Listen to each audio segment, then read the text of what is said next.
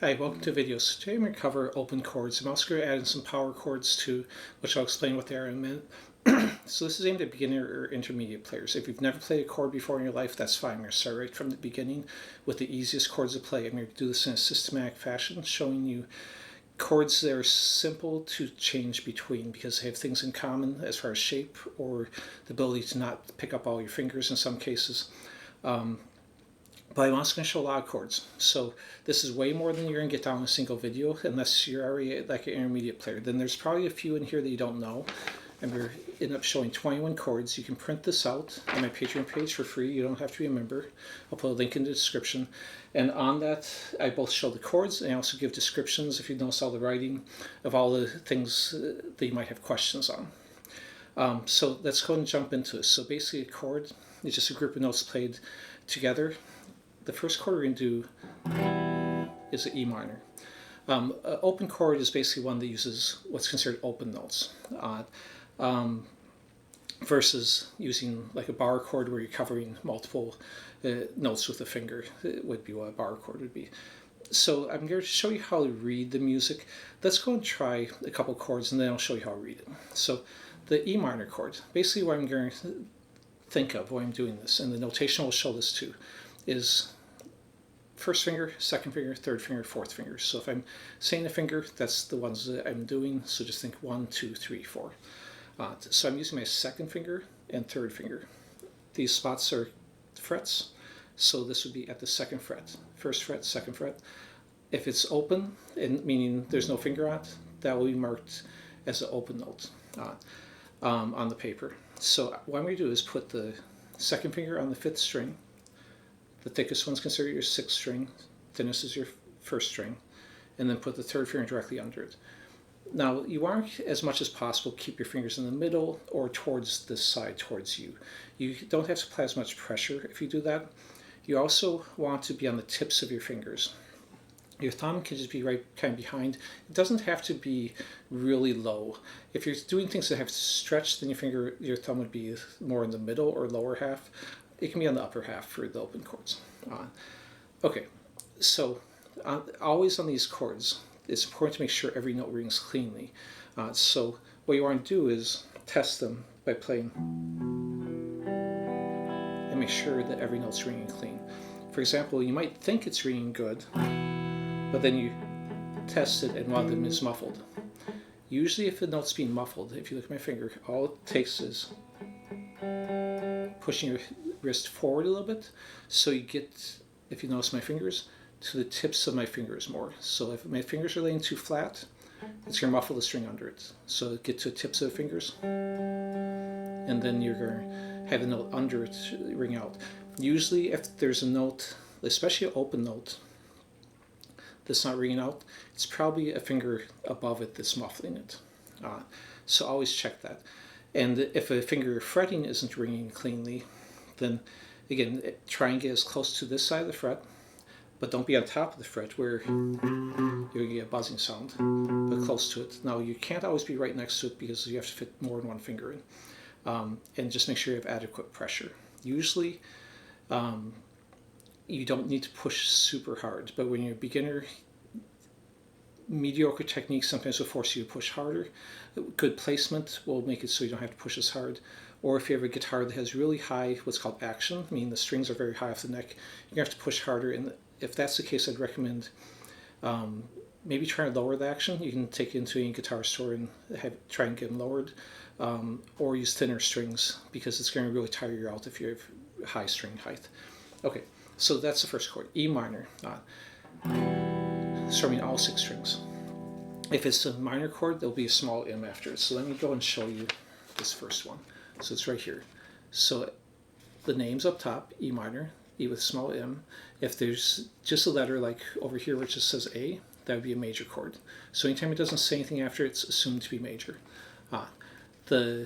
These spaces, this just represents the top of the guitar neck. So if you're not sure how to read this, take this shape and it'll line up right with here. So you can just lay your guitar flat on your lap and then lay this on top, and that's how it'll line up as far as this is your thickest string, this is your thinnest string, just like it is on your guitar. And I wrote little notes next to this. If you're not sure, along the side there are notes saying which ones are thick and the thin ones. Underneath it's the fingers, like I was already talking about, on your left hand. The letters. On the, a lot of people use dots. I prefer letters because in the long run I think it's much more effective for your learning. But you don't have to memorize those notes. Don't worry about them as a beginner. But later on, as an intermediate or advanced player, you can look at it, and if you notice, like this first chord, it's E, B, E, G, B, E. So there's only 3 different letters. To make it E minor, you actually only need one of each of those notes. So you can actually simplify it down to just one of E, B, and G, and it's still an E minor chord. Right now I'm trying to do the full shape because these are the most common shapes, but later on you can do things like simplify them down by leaving off some notes, or if you're really struggling with a chord and not able to bring out one of the notes, and that note is actually a duplicate, you can leave it off and it won't change what chord it is. Okay, so that's E minor. If you notice, I have all kinds of little arrows on. I'll explain as I go through. Basically, I'm putting them in order of which ones are easiest to do next. So sometimes there's more than one choice. Like, see, there's an arrow moving down, and so you can go either this direction, or you can, sorry, everything's backwards on my monitor, so it's hard to do that when I'm looking at this, or you can go this direction after that E minor. So let's go through this A sus2. Now, some of these chords, the major and minor ones, I'd say are fundamental ones that you should definitely get down. The ones you'll see on here, stuff like sus2, major 7, minor 7, dominant 7. Those ones are, I'd say, at this level, if you're a beginner, optional. The reason I include them isn't because they're important to get down as a beginner, but I put them in because they're simple and help you with some of the other chords. So for example, this E minor, once you got that down, okay, you got your first chord. I want you to be able to get another chord down really easily. So if you take this entire shape and just move it down one string, that's an A sus2. That's why I'm putting A sus2 as your next chord, so you can easily learn a second chord, so you can get some chords under your belt. They're legitimate chords, even if they aren't quite as common, without having to struggle just to get 2 or 3 chords down. So the main difference on this is, other than everything's moved down one, and can't just lock these fingers together, and then you can move them easily. You only strum 5 strings. So I leave off this thickest string, which is an E string on it, and oops, my guitar was cutting out. So there's an A sus2 chord. And again, always test it. And as you can see, it has a nice sound. Not as common as the A major or A minor, which we will get to, but a very simple one. Once you got the E minor, you can go back and forth between those. So then, from the A sus2, I will recommend you go down from that. You can continue across, but that's a more difficult one.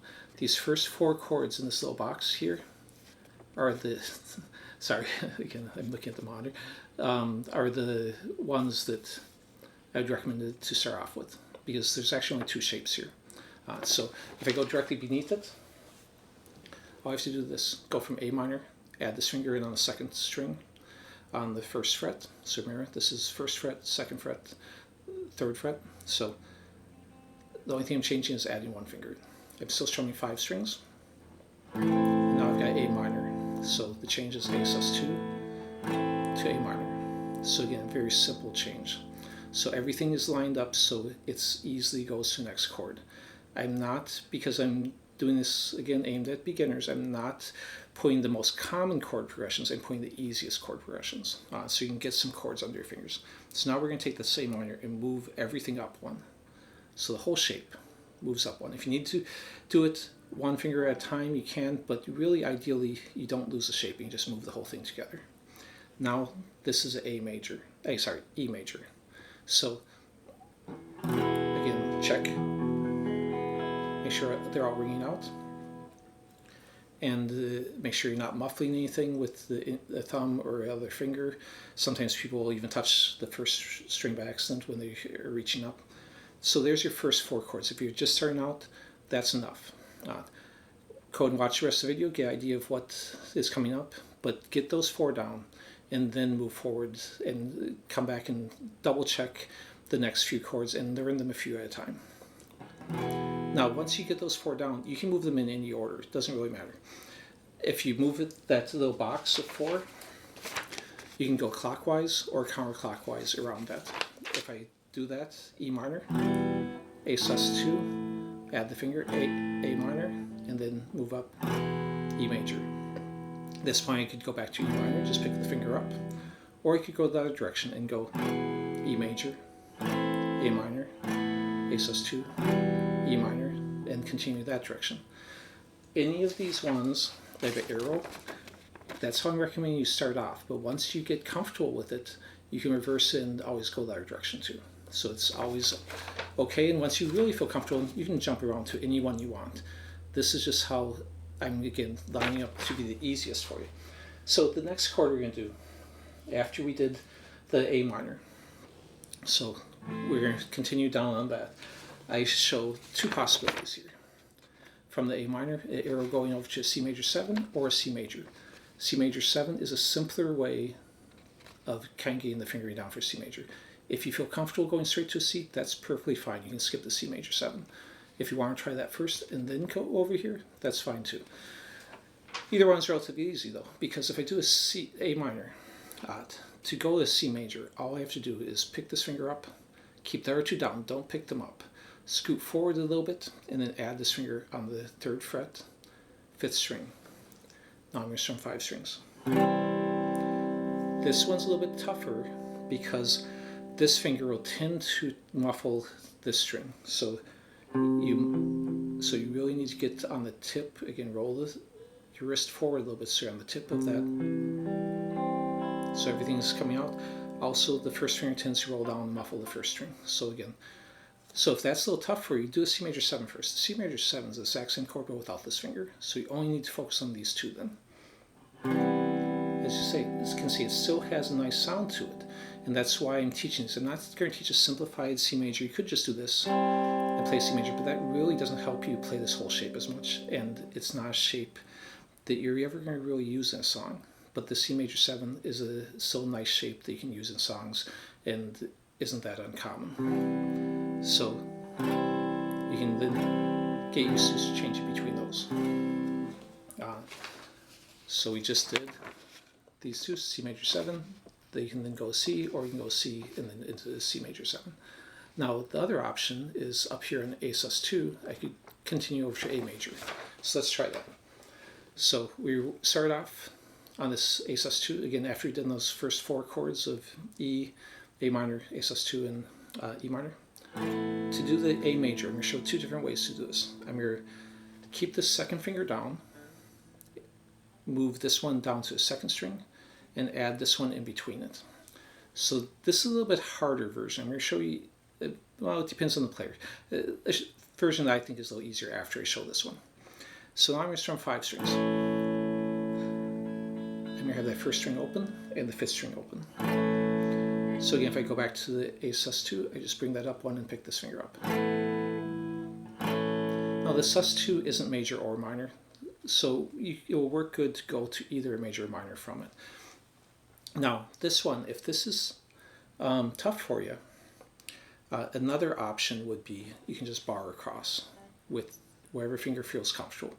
A bar is laying it flat across, close to the middle fret if you can, and all I need to do is hold down 3 strings. If you don't have enough strength, you can even put our finger on top of it to help press it down and keep it flat. You can muffle that 1st string. You're going to try not to hit that string. Now I'm going to strum just 4 strings from the 5th string down 4th, 3rd, and 2nd. It's the same chord, because if you look at the A major, that E note on the 1st string is already in the chord here, so it can be left off and you can do it as a bar. Yeah, I forgot to write the bar. I'll add that before I upload this. But yeah, you can, instead of using 2nd, 1st, and 3rd finger, you can bar across your 1st finger on the A major. All right, so if you feel comfortable with the bar, that's probably a quicker way to do it. If you don't feel comfortable with the bar, you can use the separate fingers and that. They both have validity on it. So then from there, I can go ahead and I'm going to go to the A minor 7, which is another option that I kind of skipped momentarily. When I was on the A minor, I could go this way to A minor 7 and then to C major down here. So let's go back and backtrack a little bit. So A minor, A minor 7, I just pick up this finger, and that's just what's called A minor 7. Don't worry about the chord theory, what the A minor 7 means. This basically means you're adding the 7th note from a scale, to put it most simply, to the A minor chord. In this case, it would be considered what's called a flat 7, but don't worry about what that means. So, A minor 7, A minor. Now this would be another way, if you don't want to do the C major 7, or if you wanted to do that first but you're still struggling with the C major, you can do the A minor 7 and then go to the C like this. So A minor 7, C, or A minor, C major 7, C. Either way, C major has 2 of the 3 notes, and A minor 7 has 2 of the 3 notes that you're going to need for that C major. Okay. So again, lots of different options of how to practice these. So I'm going to jump back up to the top here and continue off this way. So after we did the A major, we're going to go to D major. So on this, as whenever you can, don't pick up fingers if you don't need to pick them up. So I'm going to need to pick up this finger. This one can actually stay in place. This one can kind of stay in place, but I need to scoot forward with a fret. So when I scoot these two forward, if I just let that separate, this stays on the same fret, this one moves into the next fret, this one goes underneath. But before we even do that, let's do a simpler version. So the D major would have this note. We're going to do it without that note and just strum these 4 strings now. So I'm leaving off the 2 thickest ones. So I just had those 2 notes. So again, coming from this chord, if I just scoot forward and I strum with the 4 strings with just these 2 fingers, that's what's called a D sus2. Okay, I have the open note ringing on the first string. Again, make sure you don't touch it with this finger. Another option on that I wrote down underneath it is if I leave off that first string and just strum 3, that's what's called a D5. Now you could do this with a different finger too, but it doesn't set you up for the D major, so I'm going to keep it on this for now. A D5 is what you're going to see mostly in anytime you have a 5 after your chord. That's what's referred to in slang as a power chord. So in books, they'll usually say A5, D5, E5. When you're talking to someone else, they'll say A power chord, E power chord. It's the same thing, okay? So don't let that throw you off that people might call it a different name than you see it written down.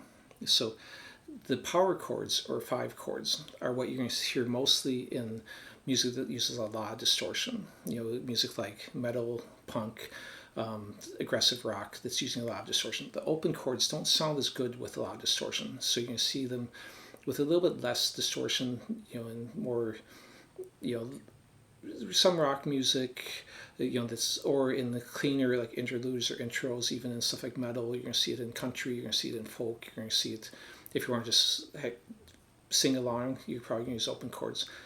Open chords you'll find throughout a lot of different music, so it's worth learning. But the power chords, if you're mostly doing the really heavy stuff, the power chords are going to be your bread and butter for using a lot of distortion on electric guitar.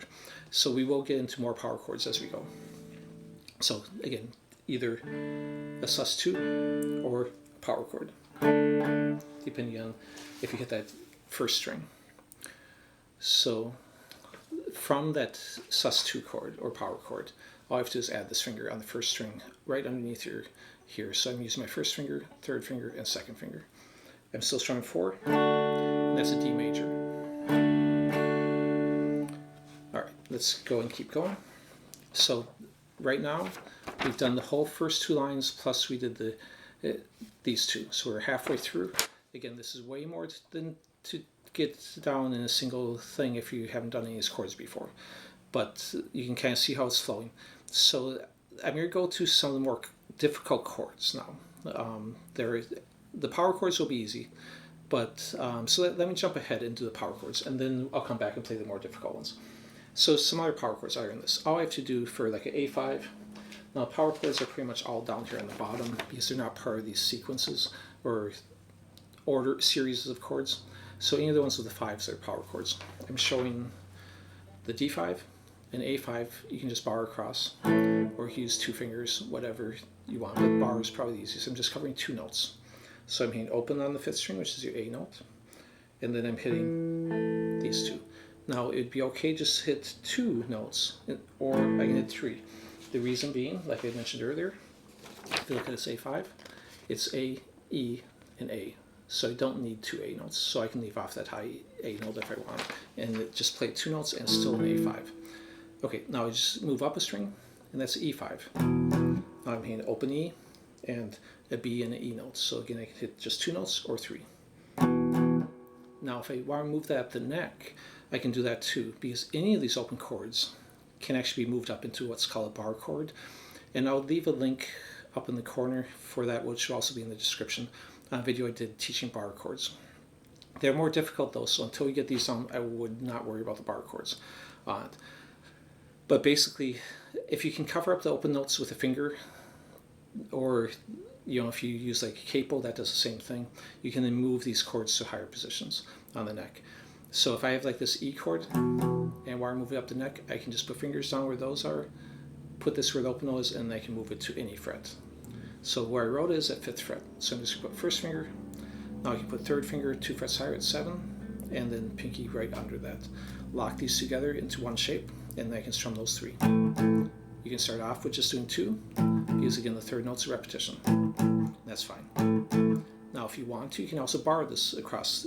You don't have to worry about if this touches the strings behind it, because you only hear the notes closer to the side. So anytime you have a note behind the other ones, it's okay if they touch the other ones. It's just the ones that are in front that matter. Okay, now all I have to do is, if I want a D, move down to a D. This is an A5. Same fingerings. So these fingerings work on any fret. So I wrote it at the A and the D, but if you just move it to an E, to an F, to a G, you can move that anywhere on the neck and use the same shape. If you don't know the names of the notes, I'll link up in the corner again a video on how to figure out the names of the notes across the neck, and that the lowest note will usually give you the name of the chord. Okay. So the power chords, you got E, A, and D open, or you have the ones that move around the neck on 6th or 5th string. All right, let's come back to some of the harder ones now. So the ones we still have coming up are D minor. I'm going to add an optional D minor 7, F major, and G major. I'm adding an optional F major 7 and G7 also to make those a little bit easier transitions. So from the C, if we go back to this, one of our fundamental chords, if I wanted the F major 7, all I need to do is drop both these fingers down one string. This one doesn't move at all, the first finger. The other two go down 1 and go down 1. Now, try moving together, but if at first you need to go 1, 2, that's fine. Now, all I'm going to do is strum 4 strings, leaving open on the first string. That's F major 7. If I want to not hit that first string and just strum 3 strings, that would actually be F major. So that's an easy way to play the F major. It's still perfectly valid. Now, the F major gives a lot of people trouble, so get comfortable with this. Now I'll show you some other ways to kind of get comfortable before you even try the F major. So you can then jump to a D minor. If I'm doing a D minor, or I could go D minor 7, but I'll show D minor first. This finger's going to stay in place. This one's going to move down the first string. This one's going to move to the second string, 3rd fret. So this one's a little bit tough. I'm going to strum 4 strings, and that's a D minor chord. We already did the D major. If you notice, it's very similar. The only thing that happens is this moves back 1 fret, but to do that I have to switch fingers because I can't get through this finger otherwise. Okay, now D minor 7, and this is one of the optional ones, but it will help you to play the F major. All you have to do is pick up this one and cover 2 strings with this. That's the hard part, is doing a bar with this, covering 2 strings, and not having this one lay flat, because bars have to be flat. So that's why it's hard to have one finger flat while another finger has to be on the tip. To do a D minor 7, I'm going to strum 4 strings. Again, check it. If you can do this, F major is just this, add this finger, and now you got F major. If you already did the F major 7, see I had these 3 without the bar. If I do a D major 7, I have the bar. If you combine the 2 together, you have the F major. And a lot of people consider that the hardest of the open chords, or one of the hardest. So I think if you do that way and do the F major 7 and the D minor 7, you can work your way to the F major 7. F major, not that hard. Now, one of the last ones we're going to do is the G shapes. So again, from the C chord, another branch out from that. To do, instead of going straight to a G, I'm going to go to a G7, because this, again, is a little simpler All you need to do is take these two fingers, keep the shape the same, and move them up one string. Then we take this finger and move it down one string. So again, these two go up. If I need to do 1, 2, that's fine, but eventually you want to do them as a unit. And then this one moves down. So eventually it happens all at the same time. That's a G7. Again, check it, make sure this finger isn't muffling, because that's a common thing. All of these open notes in the middle will just ring open. That's a G7. To get to a G major, then all you need to do is pick up this finger, put pinky down on the first string instead, and there's a G major. Now you might see people do it this way. It's not that it's wrong to do that way, but I don't teach it that way, and I'll tell you why. Everything I do has a purpose. This way I'd say is a little bit easier to get down at first, but it's less efficient to change to some common chords, because if you look at this and you want to change to C, which is a very common change, I have to move everything. Now if you look at, so that's kind of a big change. Now if you watch me do C to the fingering I'm teaching, it's just that. So there's the change. So even though this might be a little easier to learn initially, being able to change more efficiently is important. And by using these fingers in common, I can also jump to other ones easier. If I want to do E minor, I can just do that versus again having to move the whole hand. So plus if I want to do like a G7, going from G to a G7. So for changes, I think this is the easier fingering. I do also, which I'm not going to show in this video, do this one, but that's basically when I'm going to a D chord, because it keeps some notes in common with that. But don't worry about that now. Get this G down. So we basically went through everything on this page. So again, start off with these top 4. Then you can branch down to C is a very good one. If you want to do the C major 7 first, or the A minor 7 first and then go to C, that's fine. If you want to go across into the A major and D, or go to the D sus2 and then the D, again, you kind of work your way through it. Once you get down any of these, you can then reverse them and do that too. So, for example, if I start up here on the E minor at the beginning, go to A sus2, then go A minor, go C major, go G7, go G. You can kind of work through and have a decent chord progression with a lot of options. Then you can mix and match these in any order. When you look at the paper on here, the X's underneath mean you don't play that string. Again, each one of these lines that go vertically are the strings. There's 6 lines going this way. Those are 6 strings. The frets, which are these spaces going down this way, like I wrote up here, are the position you put your fingers at. Where the letters are, would be a 2nd fret. And that B would be on your 5th string, or the 2nd from the thickest. And see, 2nd finger, and then 3rd finger right under it. Then zeros are the open notes. I wrote, when there's open notes being played, I wrote those above the fretboard, because this again represents the fretboard, and those are the names of the open notes. Any duplicated note, again, can be left off. If you can cover up the open notes, you can move them up into bar shapes like we did with the power chords. All right, I will do more videos on this stuff. If you want a more advanced open chord that gives you more options, like more of the 7ths and sus2s and add in like sus4s, just leave a comment or down below, and I'll consider adding that. I've already done one on bar chords. I've also done one, I'll link to this, telling you how to figure out chords in a key, which basically means which chords fit best together. If it's all in the key, those are all chords that will work together. So this has most of the most common chords from your most common keys, which are the key of C, key of G. So please like, subscribe, share, comment. Any of that stuff helps me get more viewers. I'm still not monetized. It's been like 3 years, but I'm getting close. I'm right now at 826 subscribers. I need to get to 1,000. So anything you can do, I appreciate. Thanks for watching.